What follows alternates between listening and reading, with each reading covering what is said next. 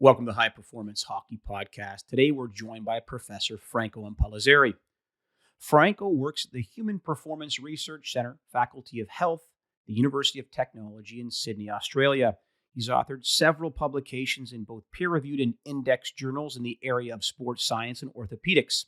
He started his career as a coach before becoming a head of research at MAPEI Sport Research Center in Italy, where he took care of both training and testing of elite and top professional athletes.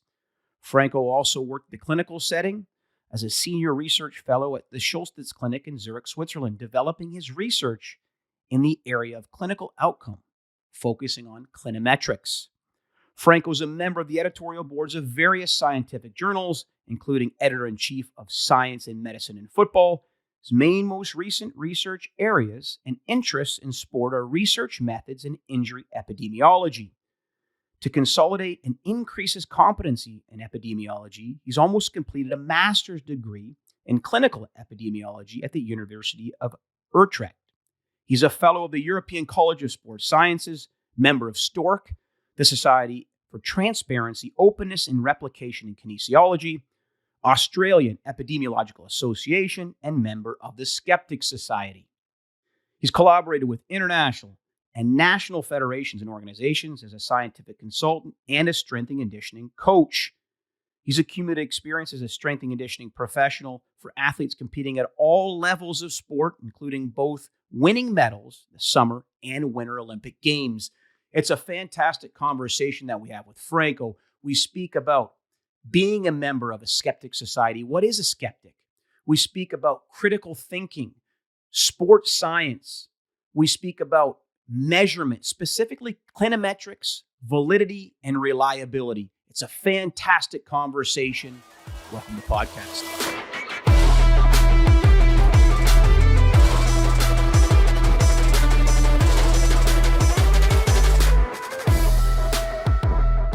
Franco, welcome to the podcast. Thanks so much for joining us. Thank you, Anthony, for the invitation. I'm happy to be here.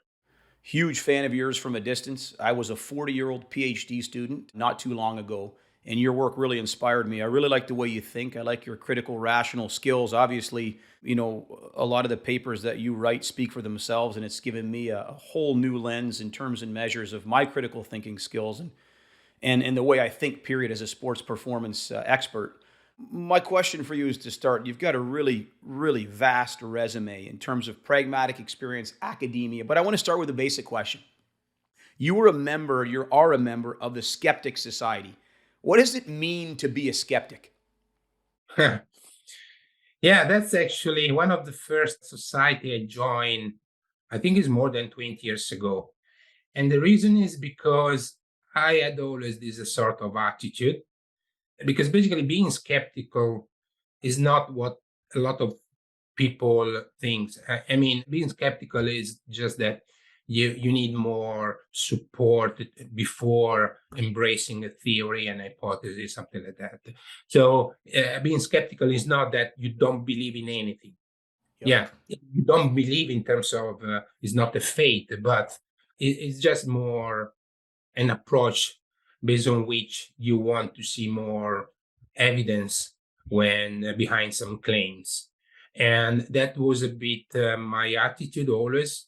And when I start to read the Skeptic Society journal, Sherman, Dawkins, I decided to join. Actually, when you join these societies, it's very easy. You just subscribe and pay. It's nothing selective. But yeah, I found that very interesting because I could start to read expert critical analyzing evidence. Sure. And this helped me a lot in developing my reasoning. And so I think that the reason why I went to research is also related to this attitude, which explains a bit why I tend to be critical. But I'm more critical. People don't know, but I'm very critical about myself. That's Sure. I feel always inadequate. That's why I study a lot.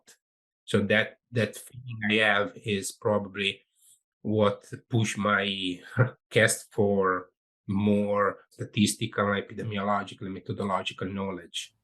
I think that's really interesting. I read a long time ago. I don't know where it came from. They said, a skeptic doesn't look at the world and say why things may work, but why they may not work. Right? What's more evidence? And the other thing that you mentioned that I thought was really interesting. One of my individuals that I always pull from, nothing to do with strength and conditioning and performance, but everything to do is Karl Popper, the Yeah. anti-philosopher. And he talks about literally criticism being literally that's the fabric of growth in terms of measures of scientific knowledge. How do you get close to the truth? You modify, I say the truth in quotes, but you modify by iterating, by studying, and coming up with a better theory.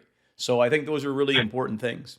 Yeah, well, actually, as everyone, I start reading Popper, but reading and studying more philosophy of science, of course, you realize that there are much more philosophers that have addressed the issue of science and scientific knowledge and scientific discoveries.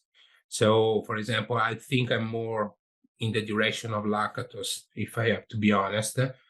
Again, when we discuss about philosophy, I think the people should understand that you don't come out with an answer because I cover in my subject at the university one module is about philosophy of science, and I always explain to my students, don't think that at the end of this short module, first you know a lot about philosophy of science. You just know that there is an area with that name, but you need years to understand more. And second, you will see authors and philosophers discussing, arguing with each other, you will not find the right answer. The module stop with all these hypotheses, all these theories, all these different approaches. But I try to explain, I don't want to confuse you, but by reading the way they support their theories, their approaches, it's a sort of exercise for you, reading the logical arguments of these philosophers. So for Sure, me, reading philosophy is an exercise for my mind. I don't pretend to find an answer. sure. And actually, I don't have any answer. I mean, I change a bit philosophy depending on the context, which may look more opportunistic. But I Sure. think that's at the end, it's the right way to approach philosophy of science, at least. When you're teaching your students, just curious, Franco, I mean, how do you teach young students and young sport professionals to read and ingest research? Is it focusing on methods? Is it trying to dig up, again, as we spoke about, reasons why things may not work? Where do you hyper focus and what advice do you give? Or could you give maybe someone that's not as trained as you and enjoys reading research, but wants to hyper focus on what's important?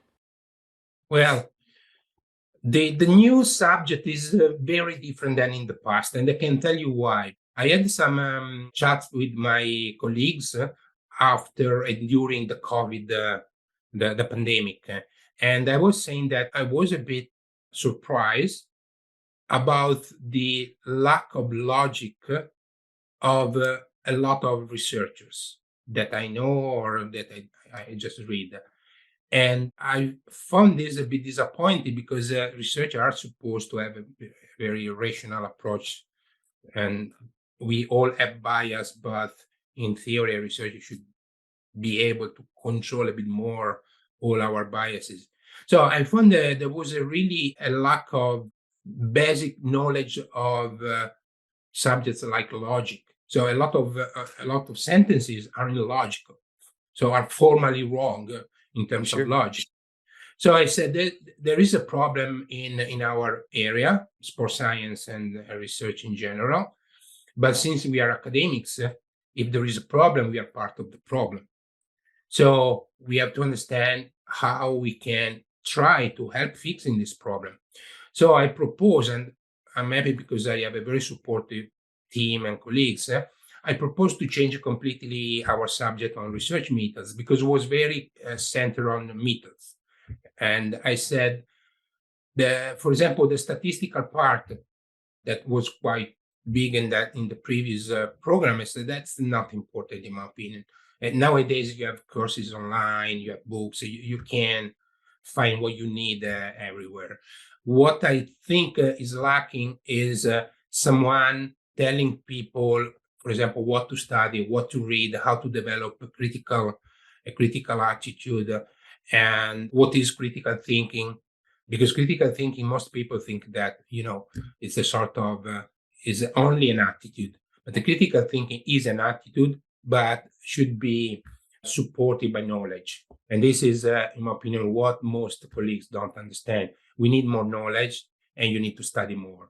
So I suggested to change the course. And now we have the first module is on philosophy of science, because people should understand why we are doing research, and to understand why you need to know the history of science and the various philosophical approaches to really understand the essence of science. Franco, don't want to interject really quick, but could there be one or two individuals that you recommend book-wise that you say are individuals? I know you mentioned Popper, but are there any individuals that you strongly endorse or recommend to someone looking to improve the philosophy of science? Are there books, textbooks that you like? Yeah, I mean, there's so many philosophers and so many books that what I suggest is there is a book called Introduction to Philosophy of Science that I suggest also to my students, because it's very short and it's a good introduction, because it's a very scary area. So I have to be careful what books I suggest, because if I Sure. suggest a complex books that people can start reading the first chapter and say, no, that's not for me. In reality, philosophy of science and philosophy in general is for everyone. Sure. I don't think this is my personal opinion, is that I don't think you can be a very, very good researcher if you don't know philosophy of science. That's my feeling. Indeed, even a lot of statistical discussion, at the end, they come out with the philosophical discussions. So I always say that it's not a coincidence that people that are really expert and good, they also have a very good knowledge of philosophy of science. And so anyway, and there is this book, Introduction to Philosophy of Science, that you can find. It's very cheap. I will start from there. But in general, what I want to say is that it's the same I say my students. I can tell you there is this area, philosophy of science. And this is an area that most of us don't know properly. So what you should do is to start now and for the rest of your life, reading from time to time in this area, trying to understand better when based on your busy life.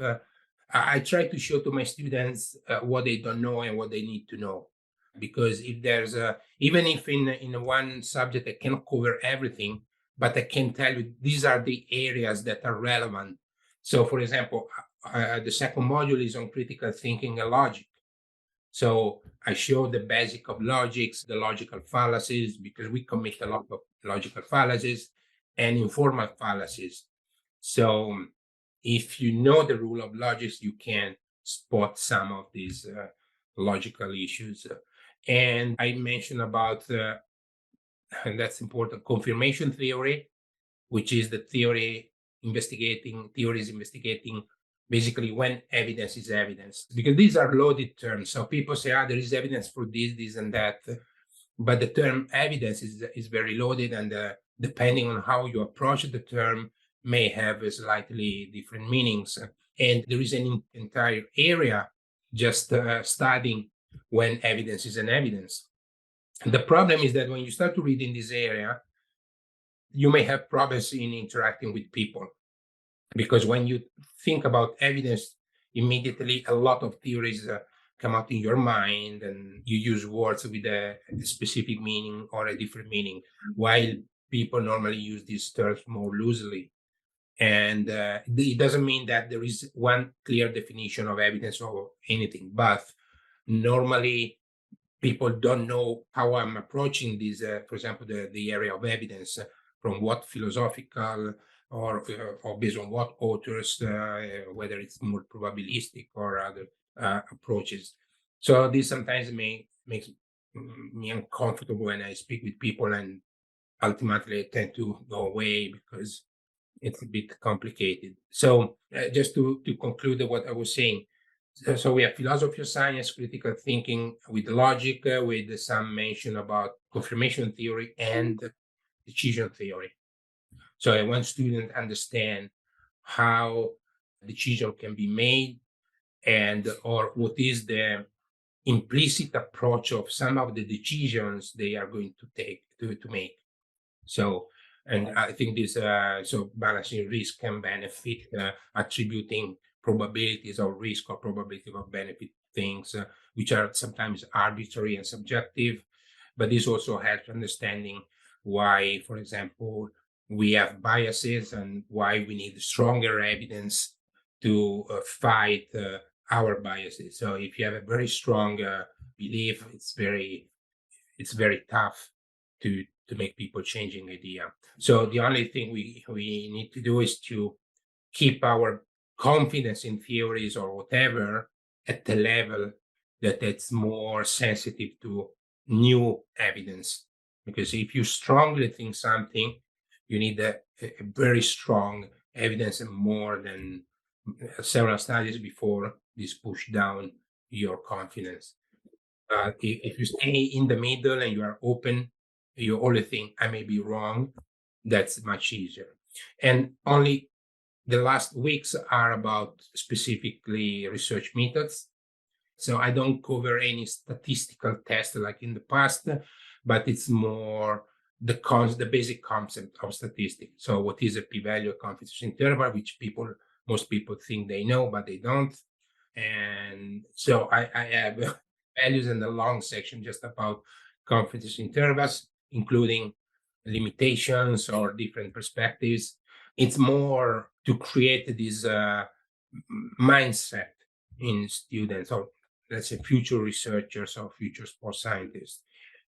Is that PhD, master's, or undergrad that this curriculum is being taught? Master, it's a research students in general is I develop for honor students and eventually PhD students, depending from where they come from.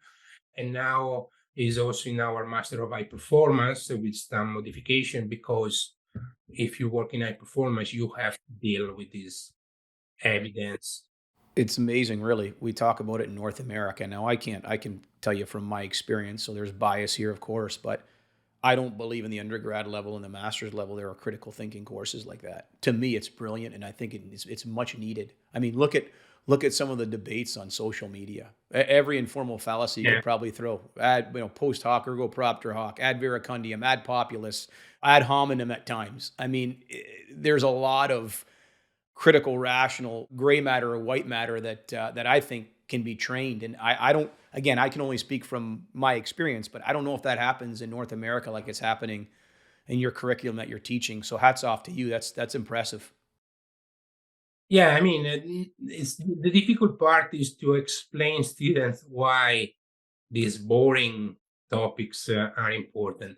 I have to say that, for example, for the master in high performance, I had a very good feedback, because these are people that some of them already work in high performance sport and sport in general. So I think most of them realize why the things they are studying are important, because we are Sure, exposed to claims and bullshit every day. sure. So we have to find a way to defend ourselves.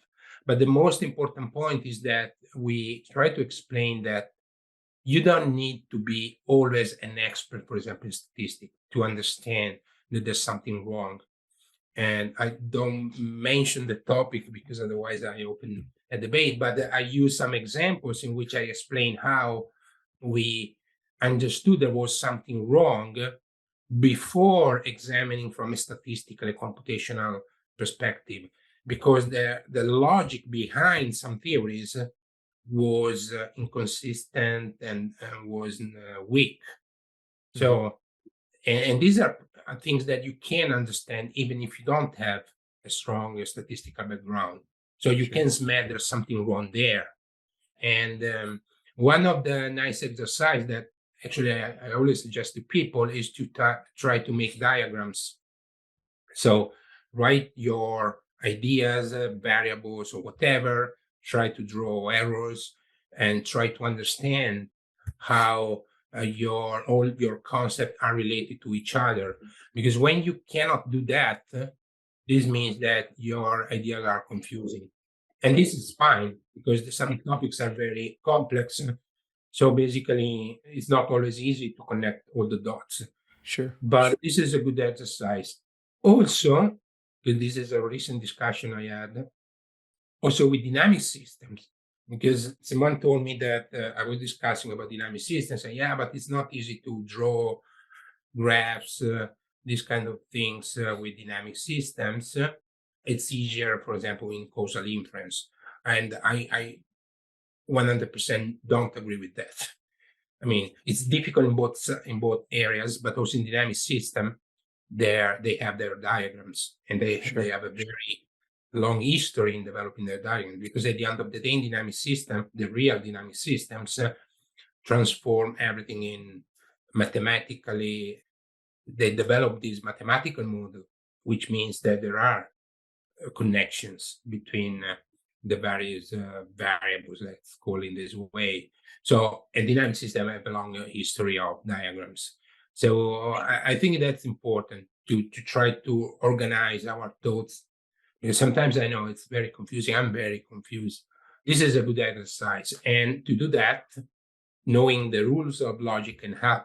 So you have a sentence, you have a claim, you have to understand what are the premises, you have to understand what are the implicit premises, because most of the things are implicit, and whether these are strong enough. And understanding what are the premises can also help you in understanding what kind of literature you need to look for. Sure. So if you have a link, which is a premise of this reasoning, you can look for studies examining this link, and maybe you can find that this link was shown not to be strong enough or things like that. So you start to see that the background knowledge and the theory, the framework behind this theory is weak, because some links are or without evidence or not supported at all. Sure. So to be honest, I prefer a good logical reasoning, so a decision made based on good logical reasoning, than a decision made based on evidence, which is weak. That's my personal opinion. You mentioned statistics. There was a tweet a while back sent by someone. I don't know who it was. I think it was a performance expert, sports scientist, and talked about this idea of strength coaches and performance professionals. I don't like using that word experts. Sorry, professionals. Talking about this idea of knowing statistics. I get it. Most sport performance coaches aren't doing experimental research and inferential statistics. Do you feel, based on your experience, that in the performance realm, from the pragmatic standpoint, not research, do you feel there's basic statistical analyses that everybody should know? Or do you No, say, hey, you know what, this is just for research? no, I think that this is again related to the way we develop our subject. They need to have some basic knowledge, this for sure. They don't need an advanced statistical knowledge. I mean, we are not talking about an ideal world. We are talking about reality. This is, in my opinion, is not feasible. Sure. So we cannot pretend that they know statistics. What I think we should do is to have sports scientists that know better the basic of statistics. Yeah. That would be much more helpful, and would be part of their job profile in theory. But coaches need to understand some concepts. What is uncertainty? How, let's say, the scientific inquiries work. They need to have some basic knowledge for sure, but not statistical knowledge. What we need is also more collaboration between the sports scientists and coaches, because I don't think that this kind of relation always works.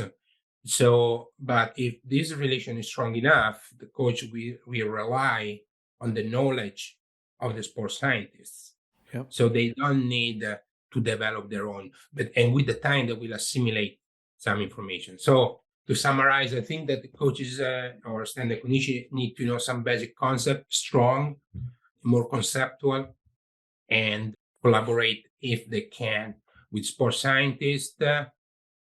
And are the sports scientists that need to develop more skills, not only in statistics, in general research methods. Because what we miss most of the time is the research question. if you read papers, you often read the papers with a very vague and generic research question. And in my opinion, you cannot develop a proper study when you don't have a very specific research question. And you always can develop a specific research question. When they say no, but it was more generic, it's because you are confused. Otherwise, the question is need to be specific, and logic can help you in digging in this area. I want to ask an extension to that question. So, how about the sports scientist that is really interested in reading research? Are there certain basic concepts? You mentioned p-values, effect size, standard error of measure. Are there certain concepts when you read research that you would say, these are some things when you're digesting that you'd want to know? Yeah, that's when I said that I cut out a lot of lectures on some specific statistical analysis, is because I decided to focus on this concept that you just mentioned. So people need to understand what is a p-value, what is an estimate, what is an estimator, what is an estimate, what is this basic concept. And the reason it's simple, because whatever paper you read, you will have a table with the p-value, an estimate, and the confidence interval. So if you know what these range of confidence interval or these p values mean, you can interpret properly most of the outputs. Maybe you don't know exactly the mode that they use to estimate parameters, these values, but you know how to interpret the results, because if you have a mean difference and you have a confidence interval, you know what the confidence interval is, so you don't overinterpret, you don't interpret it in an improper way, you don't commit a logical fallacy, because several times when we interpret, for example, p-value in as the probability of the hypothesis based on the data, which is The null wrong, hypothesis. Yeah. we are committing a logical fallacy. So if you know the logic, that's why I'm saying if you know the logic, you can understand why some way to interpret statistical results are wrong. So, but if you know what is exactly a p-value and what isn't, and what is a confidence interval, if you have the risk of injury, if you have a mean difference, or if you have a correlation or whatever, you know there is a point estimate, you know these are the range of compatibility of your data with these effects or whatever, you can interpret most of the output, which is, in my opinion, the most important thing you need to learn to start. How to develop this estimate is another Sure. area, and you cannot know everything about that. Today's episode has been brought to you by Physical Preparation for Ice Hockey, Biological Principles and Practical Solutions, and the Gain Go Grow Manual. This is a 2-part book series exploring training the intermediate and advanced level players. Book number 1 explores training the intermediate player. Chapters include long-term athletic development, considerations, speed training, power training, strength training, and program design. The Gain Go Grow Manual explores training the high-performance hockey player. Chapters include biomechanics of ice hockey, considerations for high performers, minimizing adaptational risks while upsizing gains, the Gain Go Grow model, and example microcycles. More information can be found at Amazon.com. I want to pivot a little, Franco. STORC, the Society of Transparency, Openness, and Replication in Kinesiology. I don't want to put words in your mouth. I believe you're passionate about this. I follow you on Twitter, obviously, and read a lot of the information. I want to ask a couple questions for the lay or for someone that might not know. What's the difference between replication and reproduction? And what is this idea of pre-registration? Well, when you're reproducing a study, is basically, I simplify a bit, but it's basically reproduce the results of that study, which may be done, for example, if you have the data set, reproducing the original analysis to see if the results match the one of the paper. So you just reproduce the specific study, the specific analysis. When we talk about replication, is more replicating the study. So rerun the study. Replication can be different, can be also just conceptual, or can be a closed replication. So closed replication, you exactly replicate the study how it was done by the original authors. Conceptual replication, you replicate, but with some modification. You replicate the concept behind these studies to see if the results match or what are the results. Of course, this is important because a single study does not provide strong evidence, because it may be wrong, you don't Sure. know. But when you start to have more studies, you can give similar results.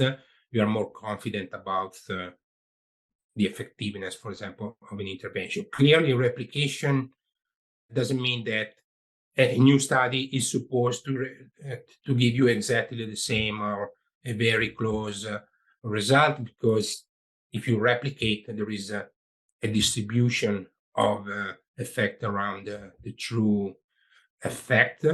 So some sort of variation is always is expected. Sure. So that's not a problem. But it's important because you need to understand, if you combine all the studies, if overall they are going in some direction, and these provide for sure stronger evidence of an effect of whatever. The pre-registration, and I thank you for asking that, because I think there is a lot of confusion behind the registration. And pre-registration is simply when you register before running the study your protocol. And you can do in different ways. There are different platforms, so you can just upload your protocol and it's there. And the reason why this is important is to limit phishing in the data. So you declare in advance what you're going to do and what are the main outcomes or the characteristic of your study. And if you deviate from the protocol and you run different analysis, you see from the replication that there was a deviation.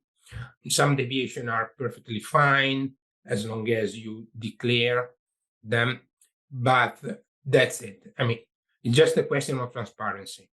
Pre-registration is not a sort of certificate that the study is good, because you can also pre-register a crap study. Sure. So there's no check or control in what you are going to register. It's just that after the publication, you can go back and see what were the original idea or hypothesis of the authors. What I found is that recently there was actually an increase in registration in our area, but I always check the registrations, and normally they don't report a lot of information. So just to say, it was registered, like if it is a sort of quality certificate, which is not. This is important because if you want to use pre-registration, we have to do it properly. The alternative to pre-registration, which is something, for example, that in our journal we offer, are the so-called registered reports, which is a bit different, because basically what you do is you submit your protocol before running the study, and the protocol is reviewed. So there are reviewers discussing and with back and forth with the authors, and when they accept the protocol, basically you have a preliminary acceptance of the paper. So basically what they say is, okay, the protocol is now fine for us.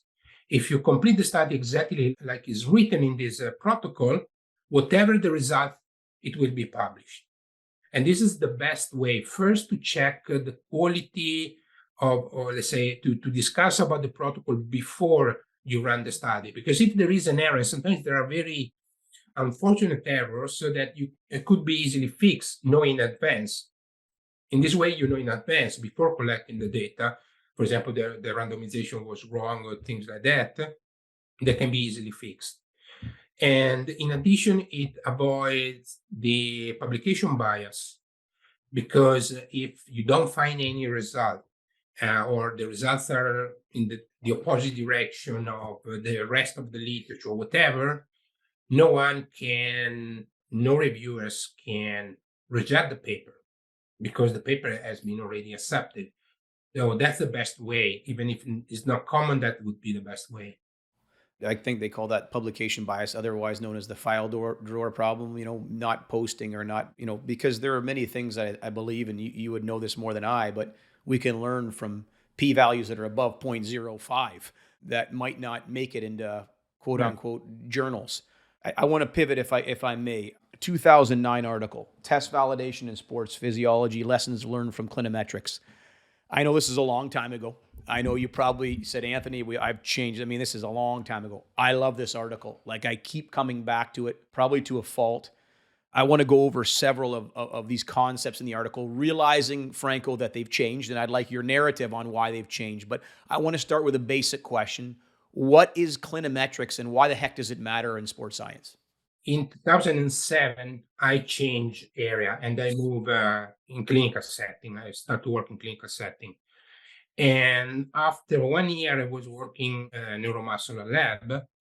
I was asked if I was interested to dig a bit in the area of clinimetrics because our unit, the lower limb unit in that clinic, was the only unit without this area, while the others units had a very strong and well-developed area of clinimetrics, which was under the clinical outcome research umbrella. And I started to read a bit, and I thought it was interesting. Basically, clinimetrics is the study of clinical measures, any actual clinical measures, but is more normally focused more on questionnaires that are used to evaluate, yeah, symptoms and clinical signs, basically. And that's important because in medical setting, the patient perspective is very important. So, and the only way to know the patient perspective is by asking them. But to ask someone their perspective, it's very complex because we move from something that can be objectively measured, like the heart rate, to something that should be operationalized to be measured. So, in the area of clinical, which is actually an area that rely a lot on psychometrics, focus on these kind of clinical outcomes. And for me, it was a good opportunity to study more because within the deal to take care of this, there was the time I was given to study in this area and open my perspective. And I realized, okay, that was the first step because after that I start to read about measurement theory and so on and so on. But it was a very game changer for me because I could see things from a different perspective. And for example, I realized that most of our objective measures, heart rate, whatever, actually measure latent constant and often undefined constant. There is this idea that, this is more an idea of physiologists, that they measure objective things, and that's not technically true, actually. There is a nice paper in which the authors explain why also blood pressure is a latent constant, even if you can measure with a technology. Would things like this is again, forgive the ignorant question, but would things like power and strength be a latent construct? I mean, I know you can test those, right? You could do a bench press or a force, but I know you say you need to operationalize, and typically, how do you measure mental toughness, right? That's difficult. Yeah, I yeah, understand, but am I off when I say that? Like, no, is that considered like a latent construct? You can't physically see that. yeah. That's the point. When you say I'm training strength, what do you mean by strength? It's not a physical quantity. You can use physical quantities as indicators of strength, but it's not strength per se. It's a construct, it's an abstraction, like endurance, like performance, whatever. And this makes everything more complicated. And this makes everything requiring more conceptual discussion. And this is, for example, what I like of James Steele, who is a Yeah, very deep thinker. And the problem with the discussion I may have with James on social is that that would be very boring and just a discussion between me and him. So I'm waiting to have the possibility to drink a beer yeah, and discuss about these philosophical issues. sure, Because, for example, I mentioned to operationalize, so I'm implicitly referring to the operationalism approach to measurement, which is one way to approach to sure. try to quantify something that, in my opinion, is often misunderstood because it's true that this approach is more pragmatic, is not even true that is always anti-realist. It depends how you interpret these approaches. Sure. But in general, what I want to say is that even if there are conceptual and philosophical limitations in this approach, would be a big step forward if sports scientists approach measurements using this framework. Yeah. Unbelievable paper. I want to quote something and then I want to piggyback and ask some questions on this paper. Yeah, Okay. yeah, yeah. So this is a quote. The Scientific Advisory Committee of the Medical Outcomes Trust for Health Status Quality of Life Instruments have proposed 8 attributes that warrant consideration in the evaluation of instruments measuring health status and quality of life: conceptual and measurement model, validity, reliability, responsiveness, interpretability, respondent and administrative burden, alternative forms, culture, and language adaptation. I want to focus on 3. Conceptual model. I love this. And again, this is why one of the reasons selfishly I want to speak with you, because I want to ask more questions about it. You have a schematic of a conceptual model for soccer in that paper, and it's beautifully illustrated. What is a conceptual model? Is that where we should start for something like measuring strength or measuring work Yeah. capacity? Yeah. Well, let me say something about the framework in that paper. That not the framework that we proposed, that the implicit framework used at that time. Okay. At that time, there were studies showing, or there were authors saying basically that high intensity activity was a determinant of soccer performance, Sure. which means that we are assuming that physical capacity has a direct link with performance. And so the scheme, the diagram that is in that paper is the implicit framework behind the literature at that time. Yeah, understood. And I say implicit because when for example, we investigate the relation between high intensity running and performance, we are investigating a specific kind of link. Even if we don't write on the paper, that's implicit, that we are assuming that if I improve this component, I'm going to improve performance. So this is not only a link, but is often a causal link. Again, people don't write maybe cause, they write association, but the interpretation is causal. And this is like in the training load, the injury, all these areas. So it's important that when we discuss about strength, we define what we are talking about and what's the theoretical framework or the conceptual framework behind what we are discussing, because otherwise we are talking about different things, even if you use the same term. That's what I love about that. And I think you mentioned, and I think I heard it. You didn't write it, but you correct me if I'm wrong. It limits researcher degrees of freedom. You can't just jump all over the place. This is your rationale and reasoning behind it from a structured standpoint. Yeah, we wrote that. That was because it's a bit more complex because this is more related to the research activity, to the research area. But especially now in this madness of publish and perish culture, where people want to publish or need to publish or things like that, if you don't have a very specific research question, you don't have a very specific reference framework, you can change whatever you want, especially in observational studies. And so you can fish the data and you can p-arc the data, you can arc the data, so you can develop the hypothesis after you see the results. And when you write the paper, you write the hypothesis, which was not pre-planned hypothesis, but was actually the results of the of the findings. So basically, it's important that we limit this possibility to jump here and there. That's why pre-registration is important, because you are supposed to define specifically what you're going to do. So yeah, I think this is why research of freedom in research are a potential problem, because it's a good pond to fish.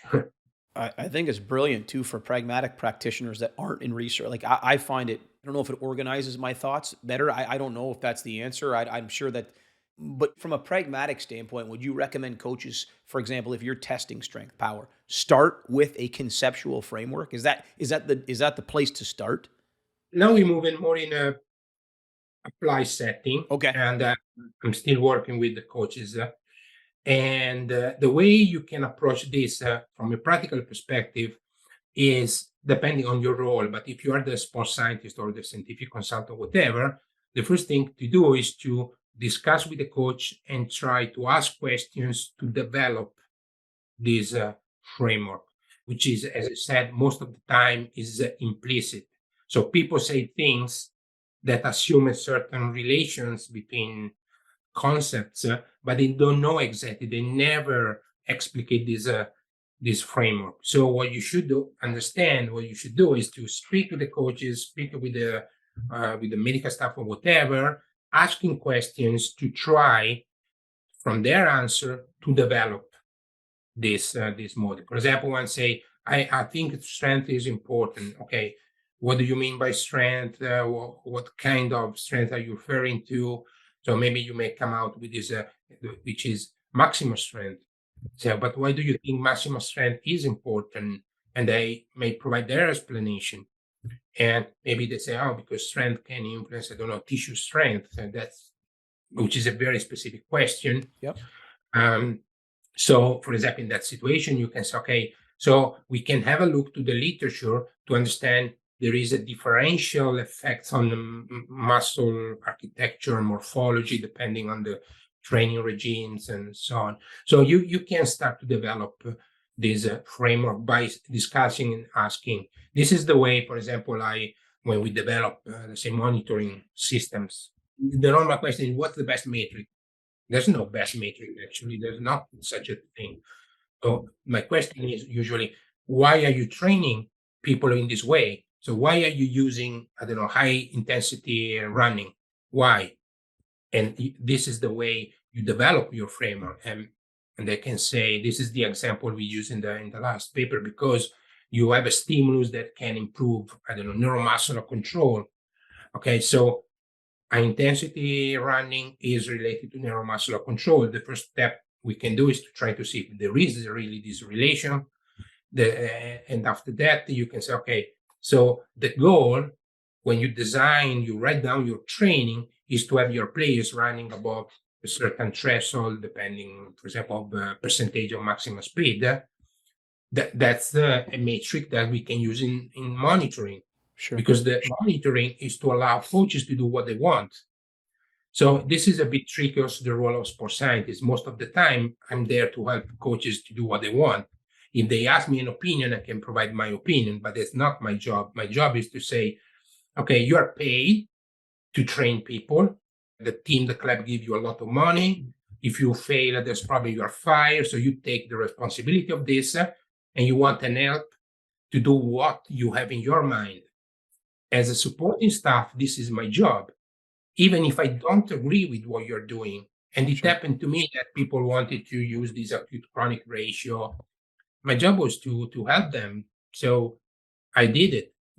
Over time, you create a sort of a relation, and you trust people, and the kind of work can change.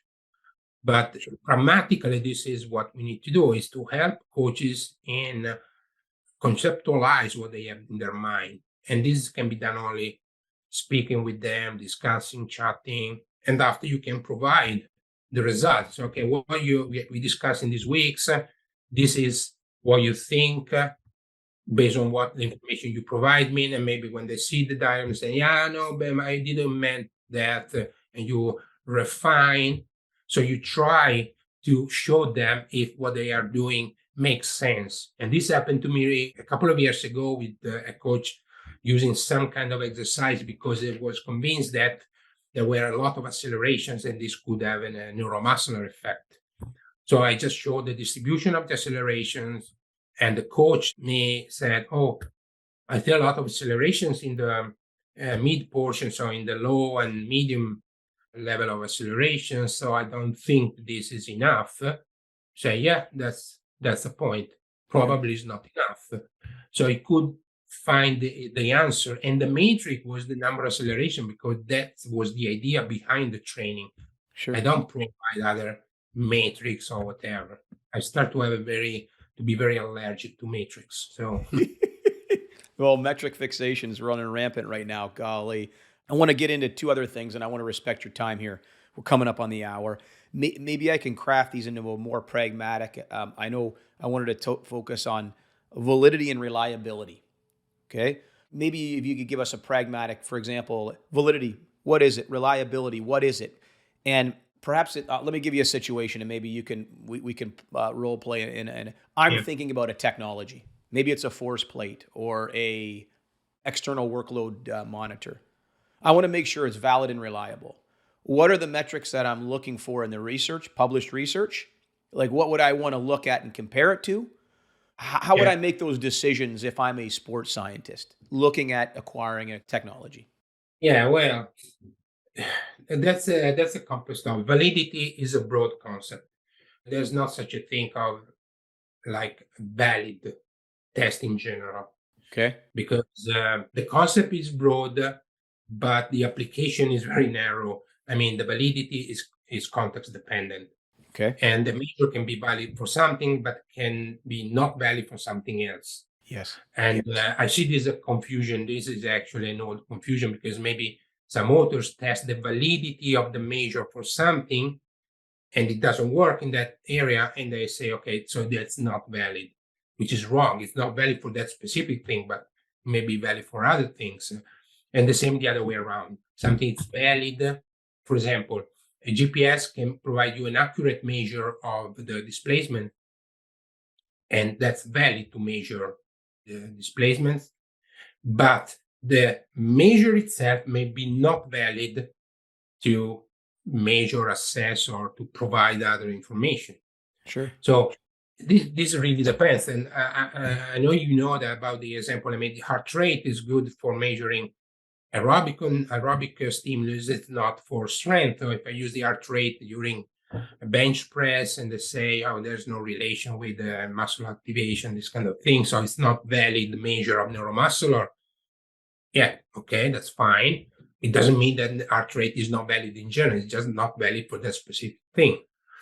So the normal definition of validity is whether an instrument or a tool is supposed to measure what purported to measure. But the problem is that how you come out with that answer is maybe complex.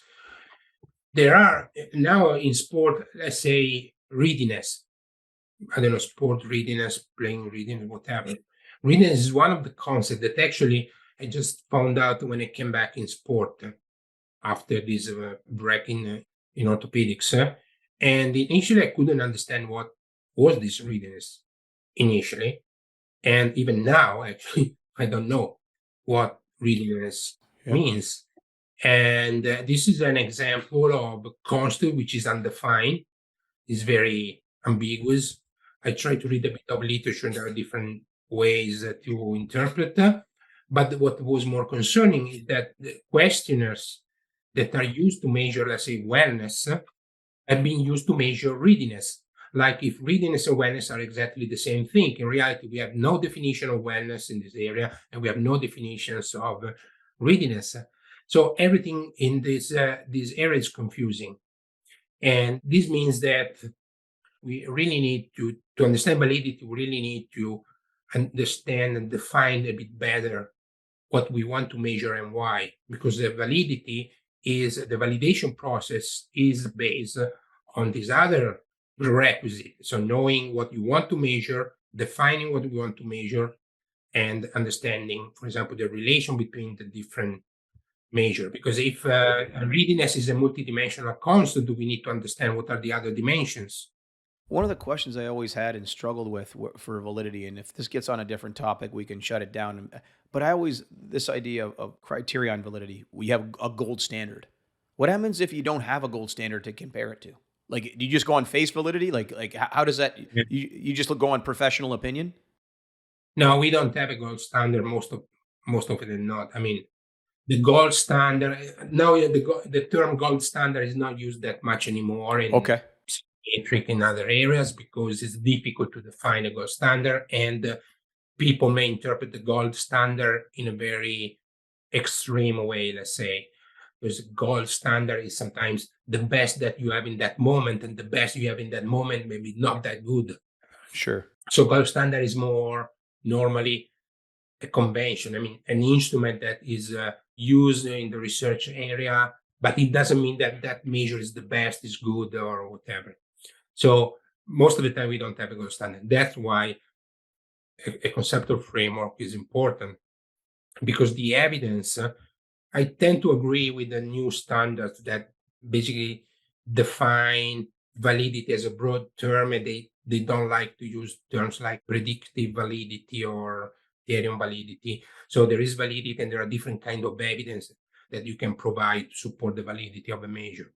But in terms of validity and framework, what we need to understand is whether the data that we are going to collect support a structure that we define using the conceptual framework. So if we have two measures that are supposed to measure similar things, they should converge. So when I measure both, they should converge. This is basically is the criterion validity, because what you try to see if the convergence between these two measures, or they are supposed to diverge, because you say these are different constants, so they cannot be so strongly related. So they should be different.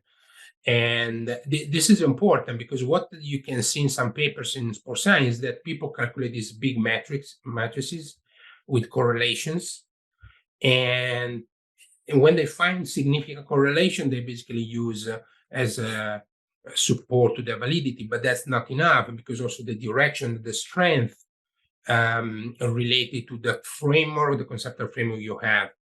So if two measures are supposed to measure, not supposed to measure the same thing, if they are highly correlated, this means they are measuring the same thing, the same constant.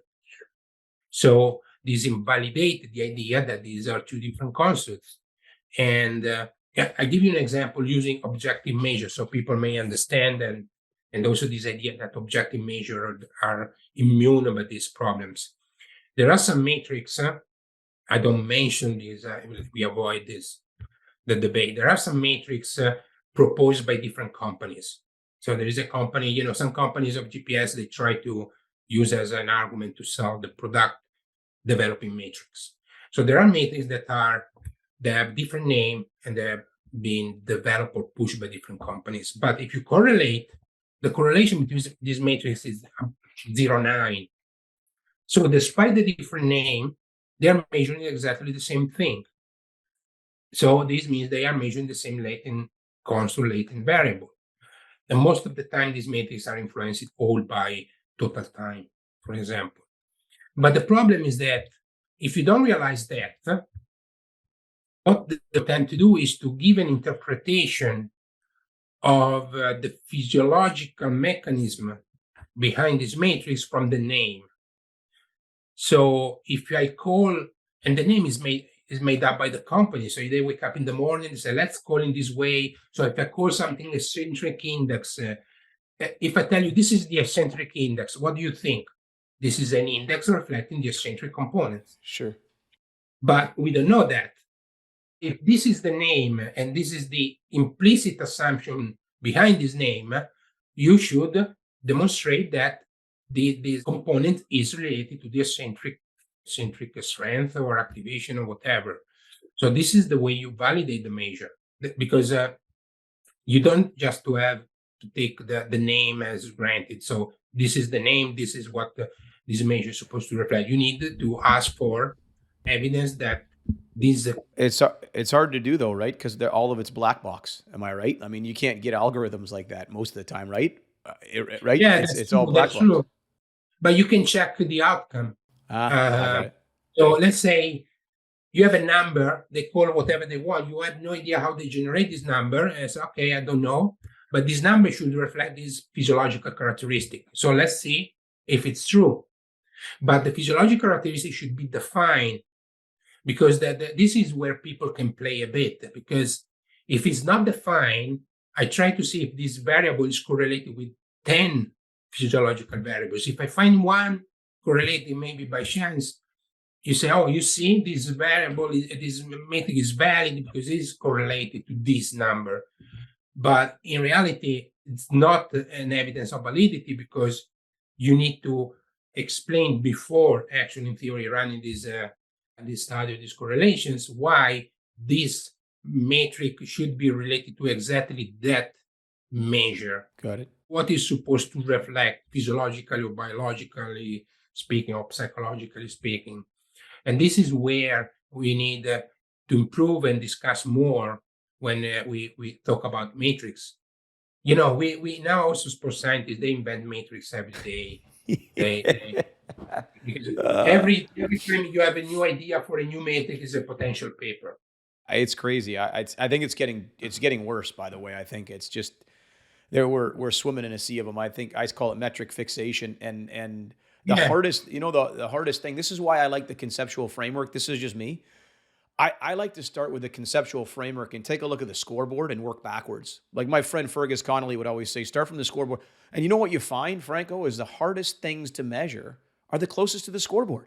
Like those are, Yeah. they say inputs, outputs, and outcomes. Well, guess what? The Yeah. outcome, which is the wins and losses, that's Yeah. really, really hard to measure. Like, Yeah. matter of fact, I No, don't know if we can measure that. You know what I mean? yeah. That's true. But this is, I mean, this is the way we play with these numbers when you want to justify a game that you lost. Yep. Yeah, but we play well. Yeah, yeah, yeah. Yeah, but that's actually true. I can tell you that's true. There are games that you play very well, and for Sure, some contextual situation, you lost the game. And but this explains the complexity of defining performance and defining the perspective. So, from sure, what perspective we are considering the performance? Of course, from the club perspective, is winning or losing because these are where the money comes from.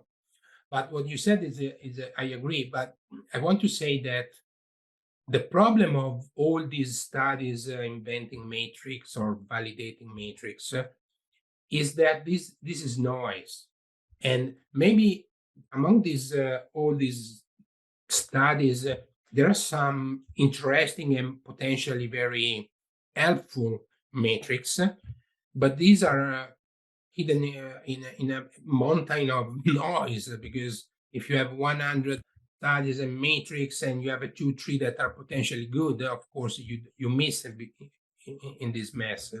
So I'm also concerned that the producing so much noise will limit our ability to find something that can be really helpful, and this is my biggest concern. I have one more question. I want to respect your time, but you talked about signal and noise, which is hard to do in sports science and chaotic systems, right? Reliability. So it goes right into my next question. Like, what is reliability? If I'm a sports scientist and I'm looking to procure technology, am I looking at relative reliability, ICCs? Am I looking for absolute reliability, COVs? Do you choose your metrics as a sports scientist looking at reliability of certain metrics? Well, reliability is another concept that, in my opinion, was misinterpreted, especially in sports science. Okay. For example, you just mentioned the ICC or the coefficient of variation. First, the ICC and coefficient of variation, because coefficient of variation is just a standardized measure. Yep. So it's not enough to say coefficient of variation. You should say coefficient of variation of what? Standard deviation of the differences or the standard error of measurement. So this Yep. changed. And the fact that you refer as coefficient of variation is just that you standardize this measure, is a standardization. This is what coefficient of variation means.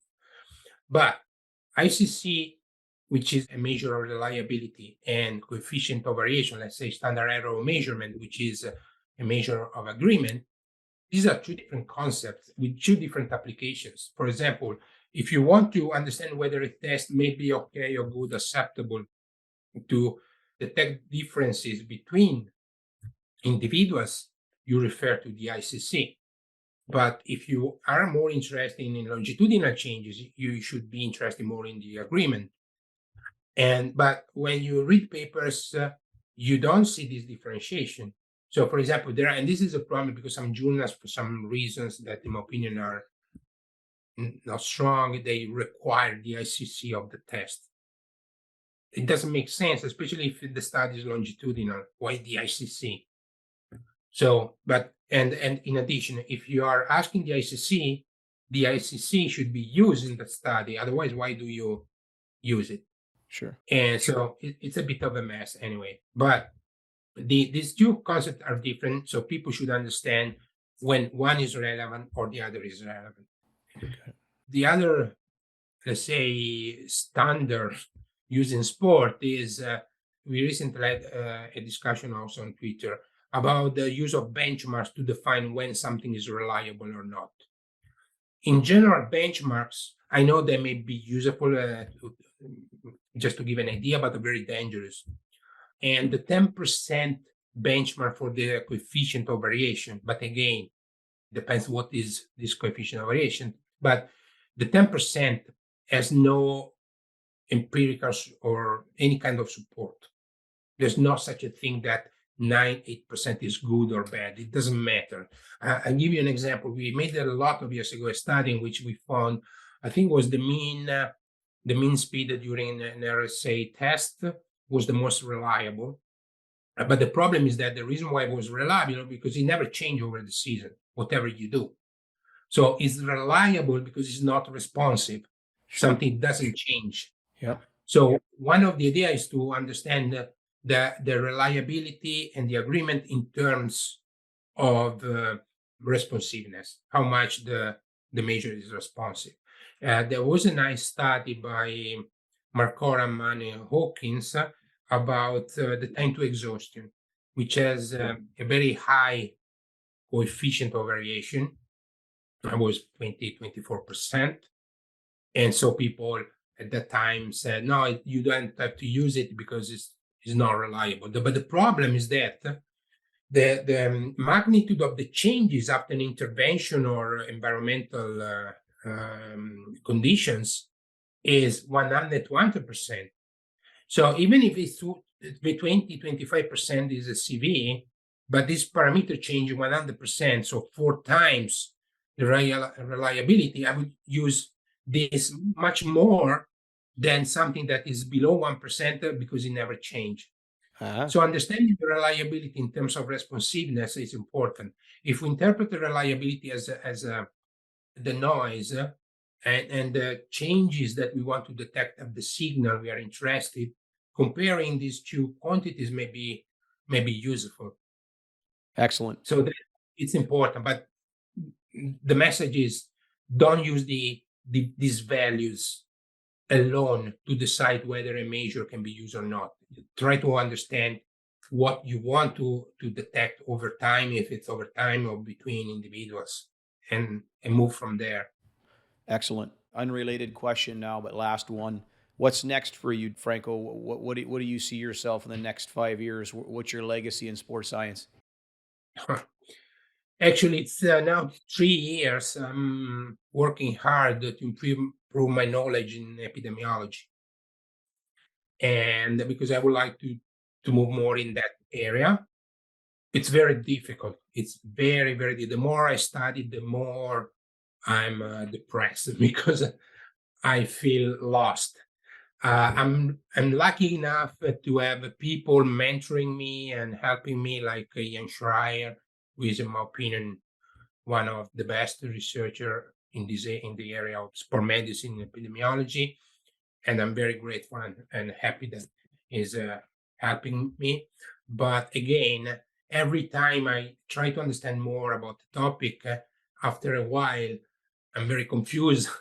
So I'm going that direction. I ask time to my team and my supervisor because this is the idea we have in sport. So you read a couple of books and it's done, and you start the paper. And when we discuss, I say, no, I need 2-3 years at least to enter in this area properly. Because it doesn't matter if my knowledge may be a bit better than others for scientists. You cannot compare yourself with someone that, for some reason, don't have any expertise in this area. I compare myself with the best in this area and to see how far I am. And I want to decrease this gap, not to be able to do what they do, because I cannot do what people have spent their entire life to study and do. But I want to be closer to be able to collaborate with experts, because we cannot collaborate with experts, especially because experts normally are very busy just telling them, okay, this is the problem, find the solution, and you move all all the weight of the study on their shoulder. If you want to collaborate with the expert, you have to collaborate. So you have to come out with potential solution that can help you understand, yeah, the solution can be good, it can be bad. And so you need to know this area because you have to propose the solution and because these allow you to work with the experts. Otherwise, it's difficult to work with the experts. That's my goal, is not to become an expert, considering that for me, an expert are people like Ian Schreier. I mean, I cannot be like him starting now. But this is a bit the area I'm going, and in meta research. We have now a postdoc working on meta research, John, and is great. So we are going to produce some studies on that and collaborative studies because we want to explain why we need to improve our methods, how we can do it, how can apply meta research, and how we shouldn't use meta research, which is another important point because we tend to jump on topics because it's an easy way to publish, but in reality, they are very complex. So that's a bit the two areas, I would say, epidemiology and meta research. Our guest today has been Dr. Franco Impellizzeri. Doc, thanks so much for joining us. Yeah, thank you. Thank you, Anthony. And I hope it was not too boring. Thanks, Doc.